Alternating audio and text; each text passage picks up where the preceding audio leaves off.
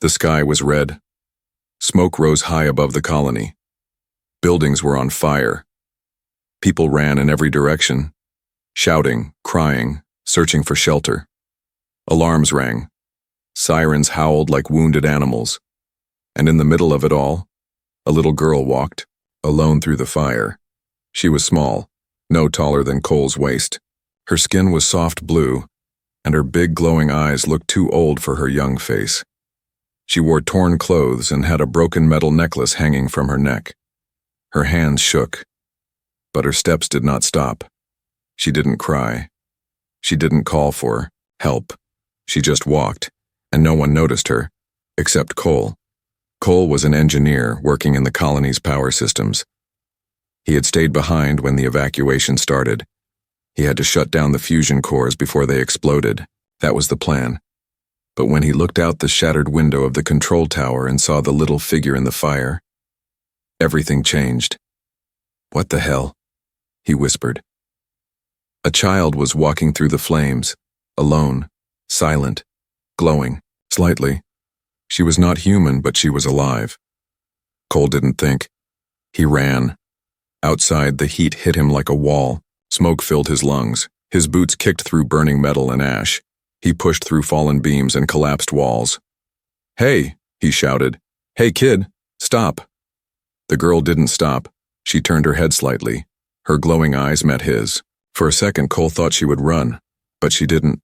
She waited. He reached her, coughing. His hands went to her shoulders gently. "You okay? You hurt?"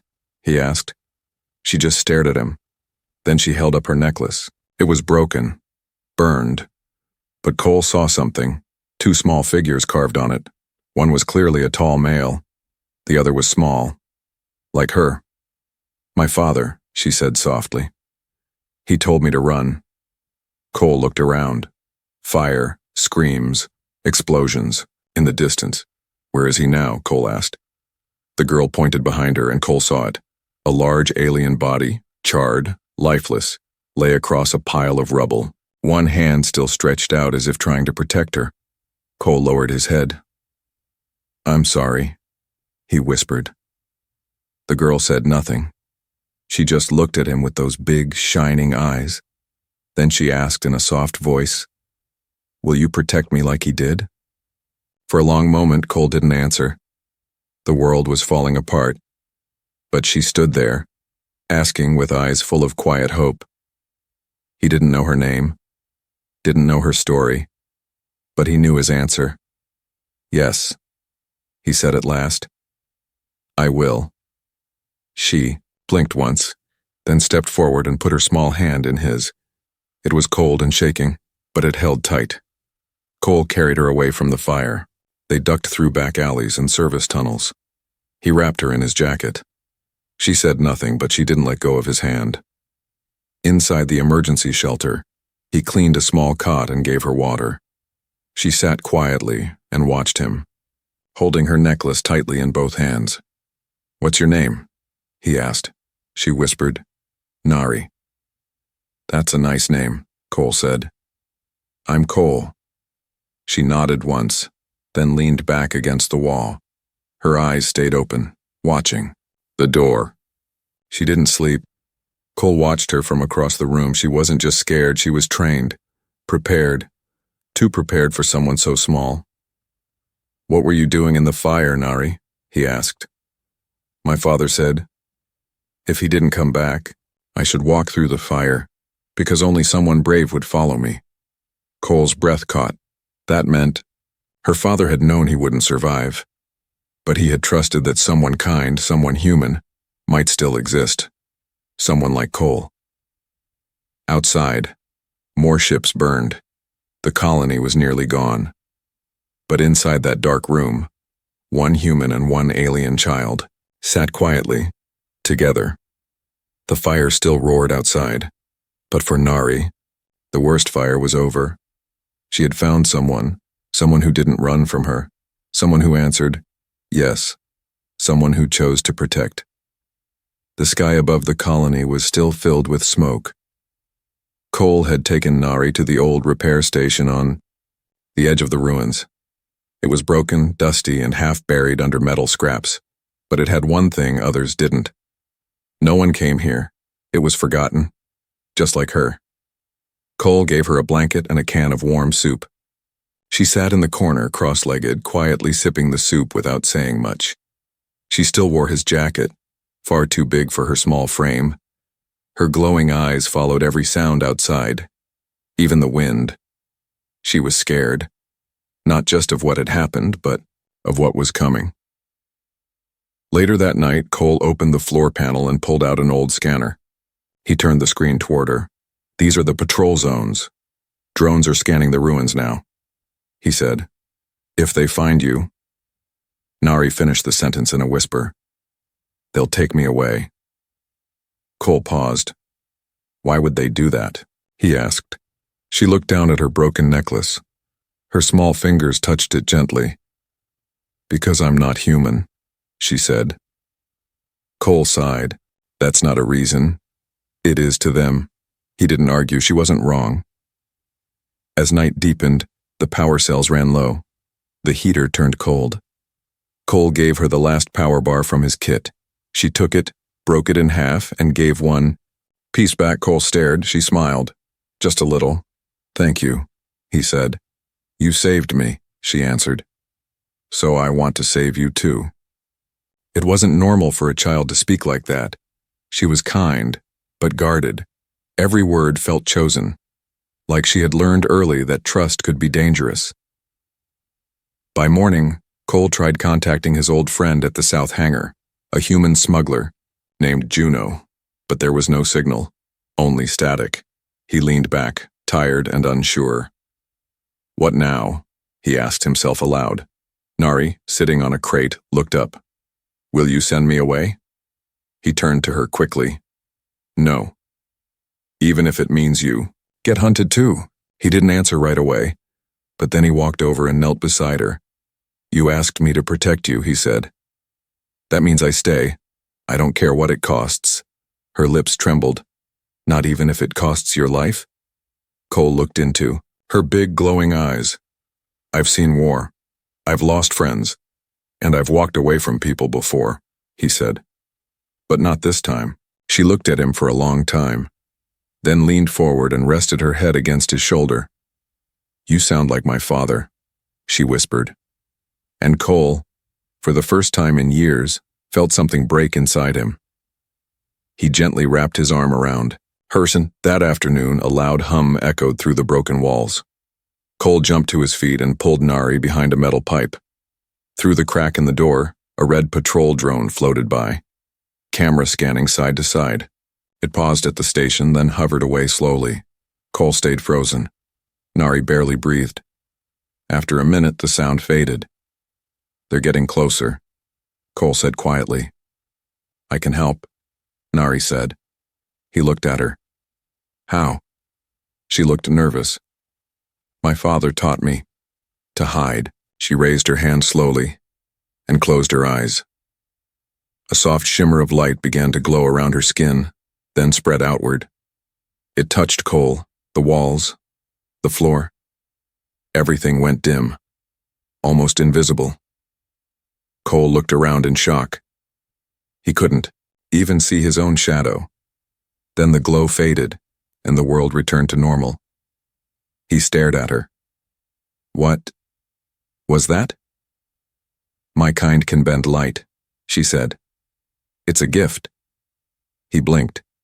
"No wonder they're hunting you." She nodded once. "That's why I have nowhere left to go," she said. "No colony wants me. My home is gone, my people are scattered, and humans—" She stopped. Cole lowered his voice. "Humans haven't given you a reason to trust them." She didn't speak, just looked down. Then he placed his hand gently on her shoulder. "Then let me be the first reason." Nari looked up slowly. "I won't run," he added. "I know," she said softly.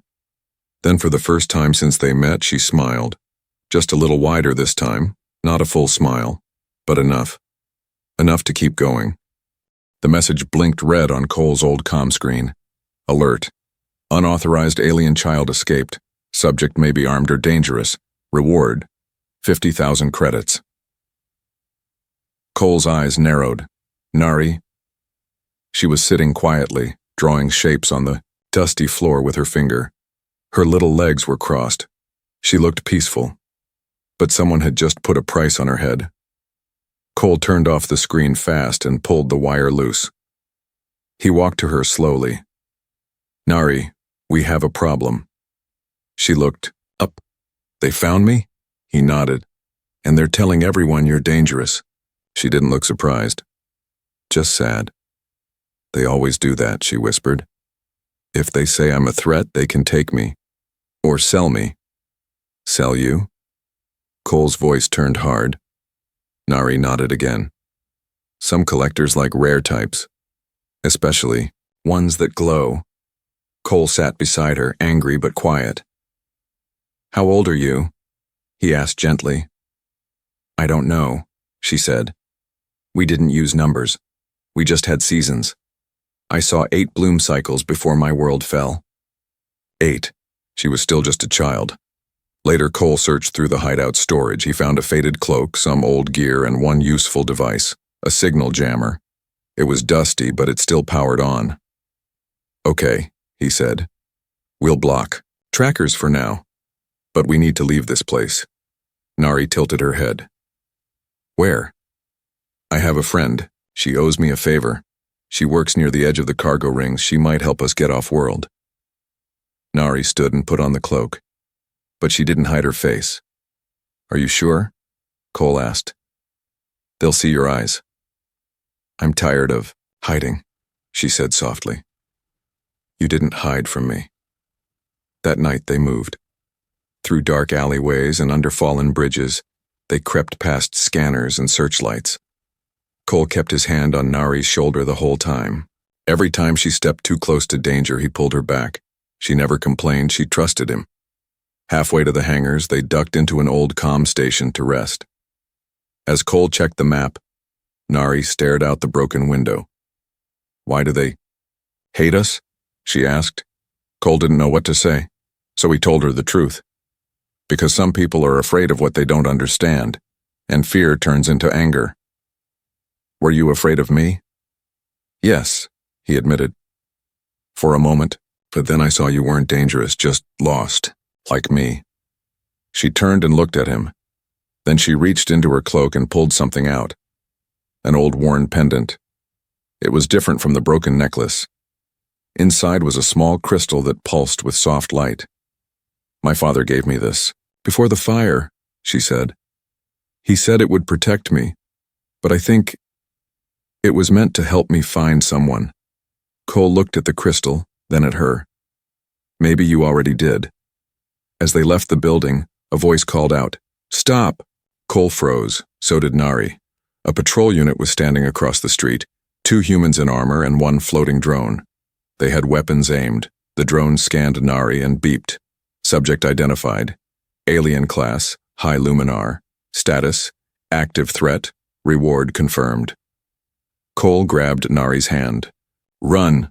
They dashed through broken debris. Gunfire sparked behind them. Nari slipped once, but Cole caught her. His heart pounded. His lungs burned. But he didn't stop. He couldn't stop. She trusted him. They turned down an alley, and Cole threw open a maintenance hatch. Inside. Now. They slid into the old vent system. Cole sealed the hatch and activated the jammer. The tunnel went dark. Only Nari's faint glow remained. Cole turned to her. She was breathing hard. Are you okay? She nodded, but her voice cracked. They called me a threat. You're not, he said firmly. They want to take me. They won't. They'll kill you. Let them try. She stared at him in the dark and whispered, You're not like the others. He shook his head. No. And you're not what they say you are either. She blinked fast, trying not to cry, but one tear still fell. He gently wiped it away. From now on, he said, they can chase both of us, but they'll never catch you alone again. Somewhere above them, another alert went out. The alien girl has activated powers. Human accomplice is armed. They are moving toward the cargo zone. Orders, Capture alive. Use force if needed. Cole didn't care. Nari didn't look back. The galaxy had decided she was dangerous, but only one man had looked past the glow and saw a child asking to be loved. They made it to the edge of the cargo zone just before sunrise. The sky above was no longer red with fire. Now it was cold and gray, like the world had stopped breathing. Cole and Nari hid behind a row of junked shuttles. They hadn't slept, they hadn't spoken in hours. Every shadow made them jump, every sound could mean someone was coming. Cole checked the comm link. Static again. Still nothing, he muttered. Nari sat next to him on the cold metal floor. Her knees pulled up, arms wrapped around them. She looked small. So small. Cole hated seeing her like this. He looked down at her gently. Nari, we might have one option left. She turned her head. I know someone who smuggles alien refugees, off-world, but it's dangerous, and I won't be able to go with you. Her eyes blinked slowly. You mean, I go alone? He nodded. She didn't say anything for a long time. Then, why can't you come? They know my face now. If I'm with you, you'll get caught. If you go alone, maybe you'll be safe. Nari looked away. Her hands gripped the sides of her cloak. I was alone when they took my mother, she whispered. Alone when they burned my home. And I was alone when my father told me to run. She looked back at him, eyes glowing faintly in the shadows. But I wasn't alone when I found you. Cole's throat felt tight. She continued, softer now. You didn't look at me like a thing. You didn't throw me away. You didn't say I was cursed or dangerous. You just stayed. Cole opened his mouth, but no words came out. I don't want to go alone again, she said. And then she reached out and held his hand. Please, don't leave me. For the first time in years, Cole felt completely still. He had seen alien children abandoned, some taken, some never found. He had always turned his eyes away. But this time, he didn't. He held her hand tightly. I'm scared, she admitted. Me too, he said honestly. She smiled faintly. Then stay scared with me. Just don't go. Cole closed his eyes for a moment, then nodded. I won't, he whispered. We'll figure something else out. Together. Later, they crawled through a service tunnel leading to the back of a supply depot. Cole tapped a hidden code on a rusted keypad. The door slid open with a slow hiss. Inside was a dim, quiet workshop, and someone was already waiting. A tall alien, woman in gray robes, turned around, her eyes widened. Cole? She said, shocked. You're alive. Barely, he said. Zara, I need your help. Zara's eyes shifted to the small figure behind him, the glow in her eyes. The markings on her cheek. Is that a Luminar child? She whispered. Nari flinched. Zara stepped forward slowly. She's one of the ancient line. I know, Cole said. And the bounty hunters know too. Zara's face grew serious. They'll never stop chasing her. I know that too. Zara looked at Cole. She must leave this planet. Now. Cole looked down at Nari. She looked up at him and shook her head. I'm not leaving him. Zara frowned. She's bonded with you. She trusts me, Cole said quietly. Zara was silent for a while. Then she reached under the desk and pulled out 2 data chips. One is a transport code for a ship leaving tonight. The other is an ID switcher. It will hide her signal. Cole looked up, surprised.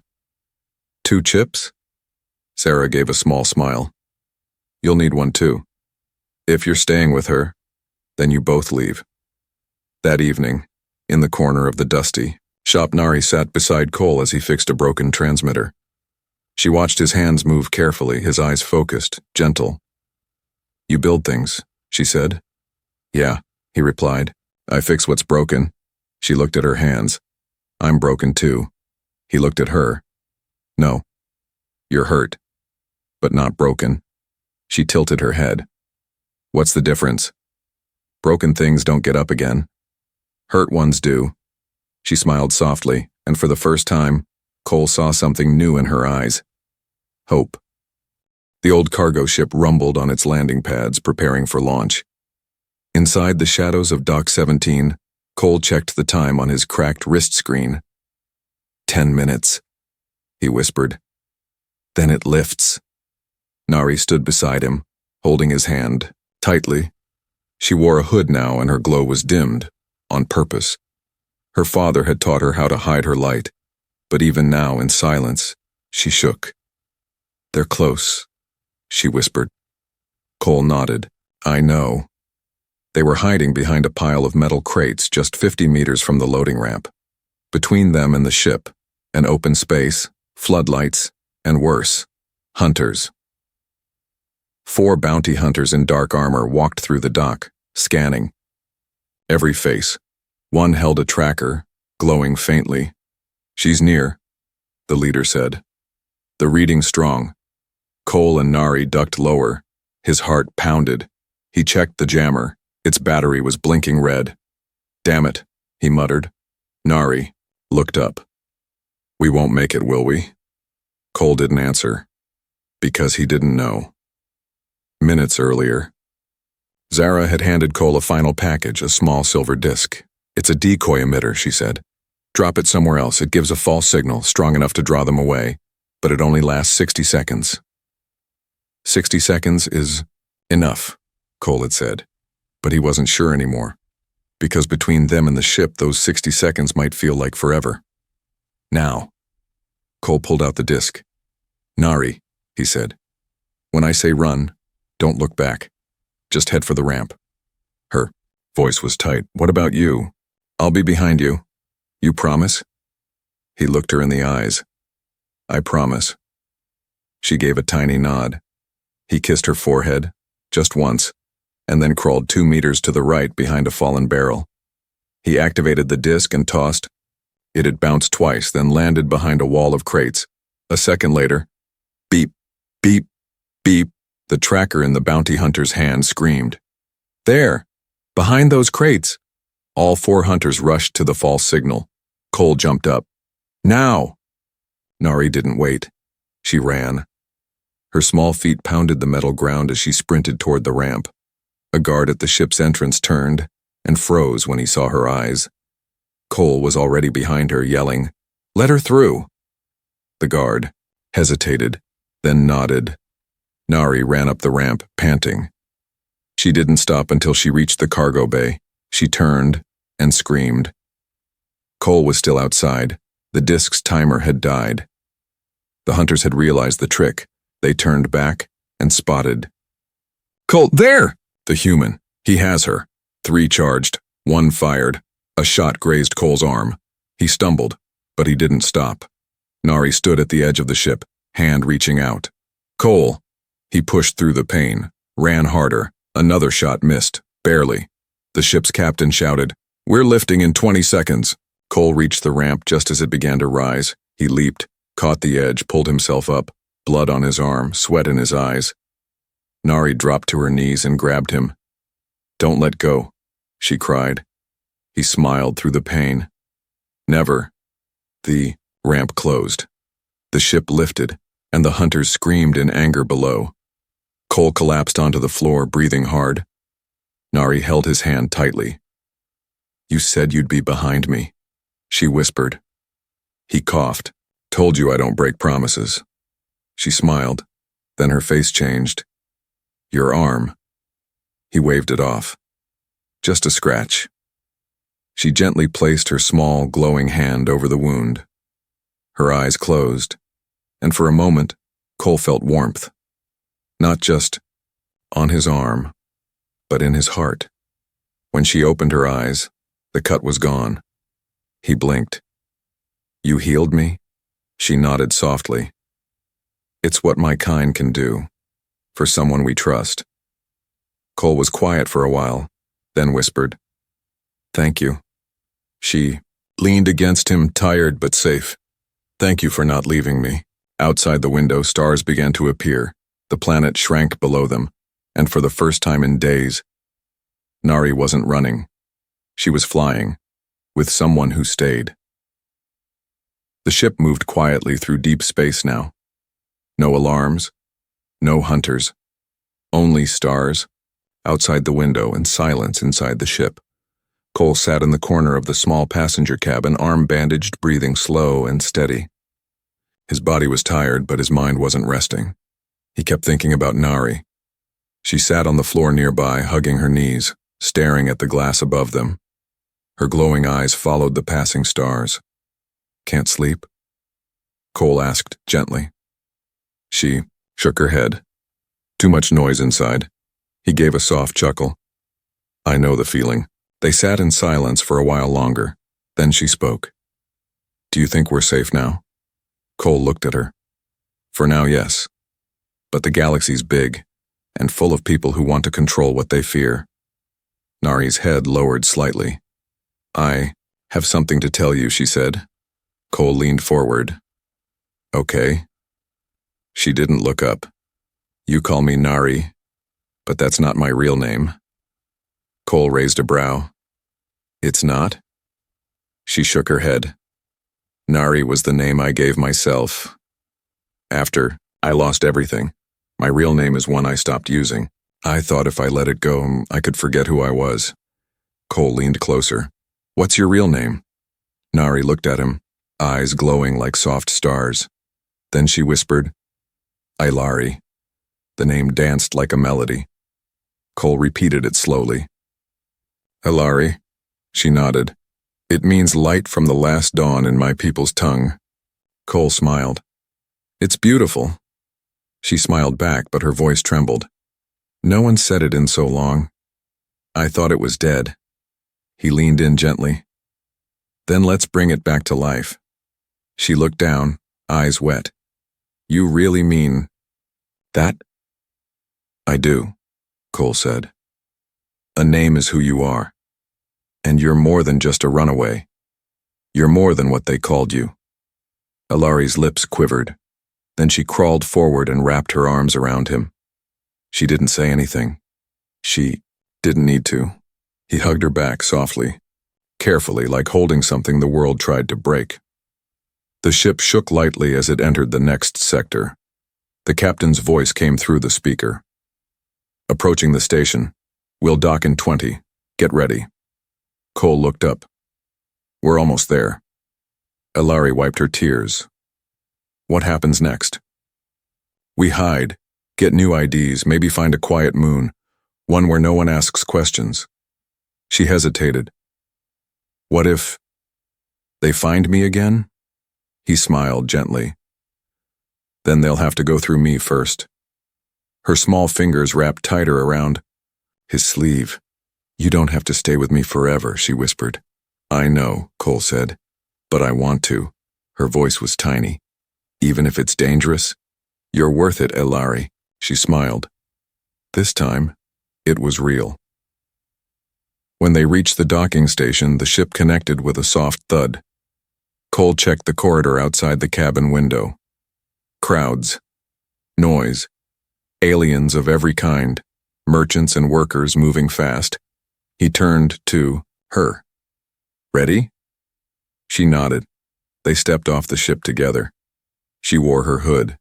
He kept her close. No one looked twice. For the first time, they blended in. But just as they reached the side exit, Ilari stopped. She pulled out the pendant from under her cloak. The crystal still glowed faintly. "My father gave me this," she said. "It only glows when someone with a clean heart is near." She handed it to Cole. He froze. "You sure?" She nodded. "It glows because of you." Cole held the pendant in his hand. It warmed instantly, and the glow brightened. "Guess your father was right," he said softly. Ilari smiled wide, and for the first time since she crawled from fire and fear, she didn't feel cursed. She felt chosen. Cole and Ilari walked through the lower levels of the docking station, searching for the gate to their shuttle. It was cold here, lights flickering, steam rising from broken pipes. The air smelled like rust and metal, but Ilari didn't mind, because for the first time she wasn't hiding who she was. She was walking beside someone who chose her, Not in fear, not in pity, but in something warmer. Maybe even love. They reached the final checkpoint, one last scan, and they'd be free to board a shuttle that would take them far, far away, to a planet, with no hunters, no cages, no fear. But fate had one more test waiting. As Cole handed the forged ID chip to the officer, a red light blinked. The scanner buzzed sharply. The officer looked up, confused, then tapped the screen. "Wait," he muttered. "We've got a mismatch." A second officer approached. He had silver armor and cold eyes. "Problem?" he asked. The first officer whispered, "I think that's her. The alien girl. The bounty one. Code class Luminar." The man in silver didn't blink. He turned and stared at Ailari, then stepped forward. "You," he said. "Lift your hood." Ailari froze. Cole stepped in front of her. "She's just a kid." "She's a wanted threat," the officer snapped. "Move." "No." The officer raised his hand to his weapon. Ailari's small voice echoed. "Please, don't hurt him." The officer's hand hesitated. A crowd had started watching. The air felt tight. "Sir?" the first officer said softly. "If she's the one from the alert, we'll get a big reward."